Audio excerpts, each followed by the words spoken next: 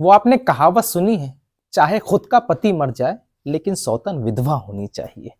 यही हाल दिल्ली चुनाव में कुछ पार्टियों को रहा, कुछ में खास मुराद कांग्रेस पार्टी, जिसने हमेशा दूसरों को बी टीम भाजपा की कहा और आज उनके ही कैंडिडेट उतना ही वोट लाए जितने में आम आदमी पार्टी जीत करके सरकार बना सकती थी। लगभग 12 सीटें मैं बताऊंगा आपको, जिन सीटों पर आम आदमी पार्टी जीत और हार का मार्जिन उतना ही था जितना कांग्रेस के लोग वोट हासिल करके लाए हैं।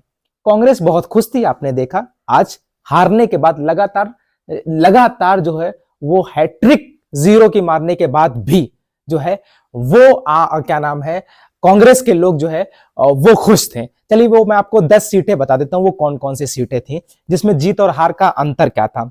सबसे पहले नई दिल्ली, जहां पर अरविंद केजरीवाल चुनाव लड़ते हैं और वहां पर अरविंद केजरीवाल चुनाव जो हारते हैं उसका अंतर था वो 4089 वोट से, और कांग्रेस के जो कैंडिडेट थे फरहाद वो 4568 वोट लाते हैं। कांग्रेस के कैंडिडेट 4500 वोट लाते हैं। वहीं छतरपुर में आम आदमी पार्टी का जो हार का अंतर था वो 6239 था, लेकिन कांग्रेस के जो कैंडिडेट थे वो 6601 वोट लाते हैं। जंगपुरा में भी यही हुआ, 675 जो है वो आम आदमी पार्टी भाजपा से हार जाती है, जबकि कांग्रेस के लोग 7350 वोट लाते हैं। यही त्रिलोकपुरी में था, त्रिलोकपुरी में 392 वोट से जीत और हार का अंतर था, और जो कांग्रेस के कैंडिडेट थे वो 6147 वोट लाते हैं। यही ग्रेटर कैलाश का था, ग्रेटर कैलाश में भी 3188 जीत और हार का मार्जिन था, और कांग्रेस के जो कैंडिडेट थे वो 6711 वोट लाते हैं। देखिए मैं आपको लगभग ऐसी ही और एक और सीट मैं आपको बता दूं, नागलोई, जो कि 26,251 वोट जीत और हार का अंतर था, और कांग्रेस के जो कैंडिडेट है वो 32,028 वोट लाते हैं।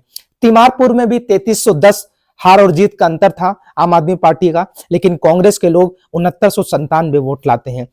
यही हाल मालवीय नगर का 2131 जीत और हार का अंतर था, 6770 वोट हासिल करते हैं।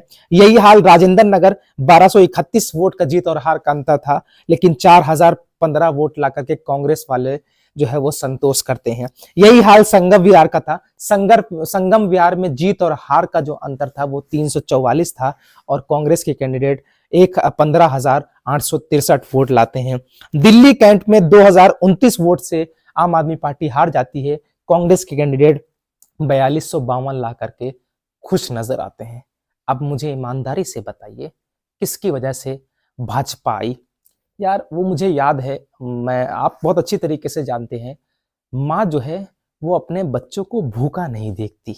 शायद कांग्रेस ही भाजपा की जननी है, और कांग्रेस को तरस आ गया कि भाई दिल्ली में 27 साल का जो तुम्हारा सूखा था, वनवास काट रहे थे, चलो हम तुम्हारी मदद करते हैं, आओ चुनाव जिताते हैं।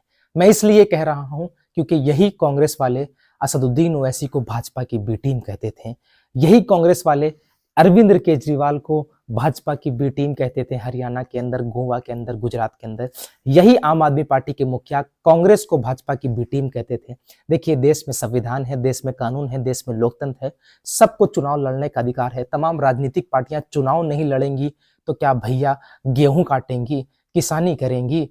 अगर करना ही है, उनको राजनीति करना है तो चुनाव तो लड़ना पड़ेगा, लेकिन बी टीम का टैग असदुद्दीन ओवैसी पर लगाते थे।